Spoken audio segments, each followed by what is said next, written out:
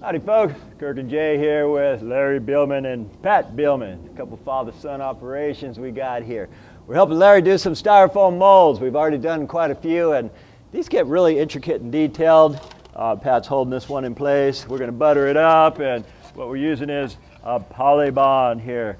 And of course, Larry, you might have seen him on a few of my other videos. Larry's done about 30 second-story additions in Alameda alone. He's pretty good as far as you name it, he can do it. This second-story addition here is giving us a bit of a challenge with all these intricate details.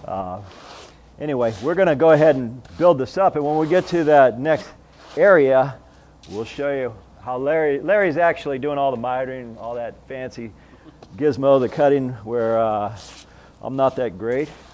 And anyhow, we're going to pop this one on here, and we're using some nails. What we generally do, guys, is we put it in place. We butter the back. We get it to where we want it. Wiggle it a couple times. No, that one's secure because I have something to rest on. Then we're going to put some nails in it. Patty job. Ready? Pat. Pop a couple nails in these. It's not normally I let the stucco man use a hammer, but in this case... When it says Kirk, it's okay, right? I wouldn't use your good hammer, though.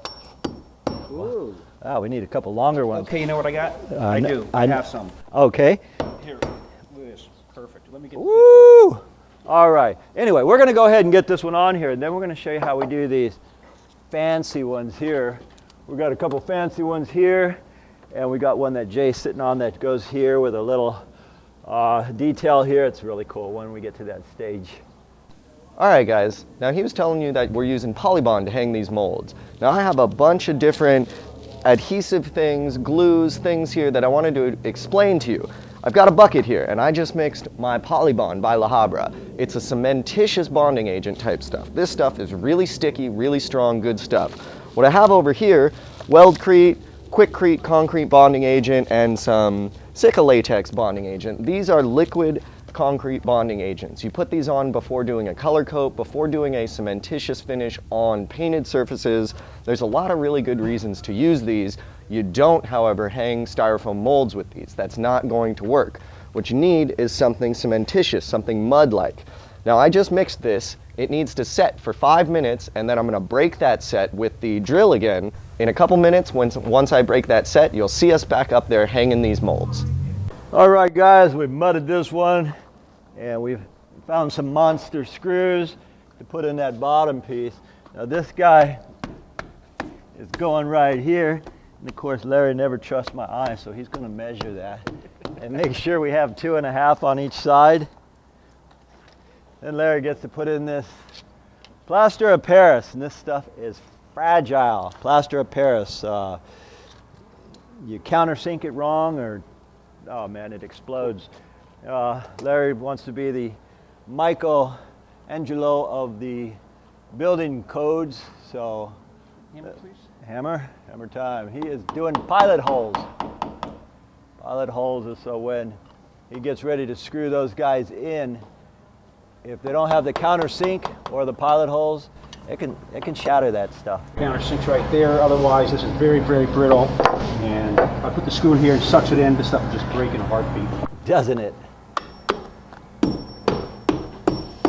All I'm doing, guys, is putting 2 nails. You say, why put the nails if you have the polybond? Well, keep it in place because I've done a few thousand of these over the years, and a few nails do not hurt. And if the nails bend, which a lot of them do, if they bend, just pull it out and start a new hole. Anyway, you get the fun part. Let's put a little bit of butter on that guy too. A little tiny bit of butter on it. We call this polybond butter. A little bit. And just make sure they're really going to adhere there.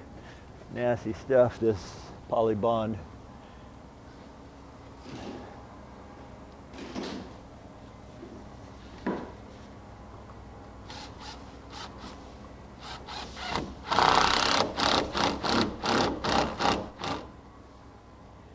All right, beautiful.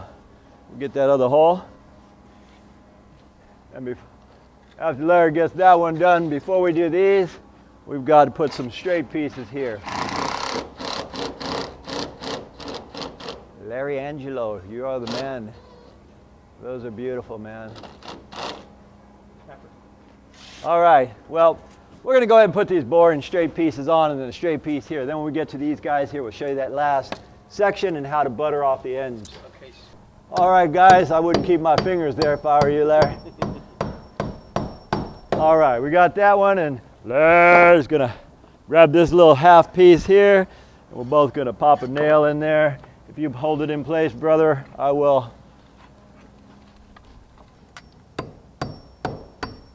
The thing about this stuff, guys, is there's a lot of room for imperfections. Beautiful. And last thing we're going to do is these sides. All right, guys. After you get everything where you want it, then you take the same Polybond. This is La Habra makes Polybond, and you fill everything up. What I generally do is I'll bury my nail holes. Now these are supposed to be galvanized, which don't rust, but by the time you hit them with a hammer a few times, they lose that ability. So you come here, and where you need mud, say like every nail hole, and right here where it's uneven, guess what, guys? You're never going to be able to put an arch on and have it fit perfectly. It just doesn't work that way in the real world. You're always going to have to do a little bit of buttering up. So that's what we're doing now. We're going to butter up everything, and things like this, I can caulk this right here, or I can put some of this here and just flush it out. Anyway, we're going to go ahead and butter all these joints up now. Get everything true and plumb, and when we're done with everything, we'll give you a quick tour of it. Okay, guys, thought we'd show you the completion of it. They wanted some humps in the molds and how we cut back everything, filled in all our joints, buttered everything so there's no gaps here and there, a way to make it easy for the painter. Anyhow, we did this side, of course, too. Larry and I were busy.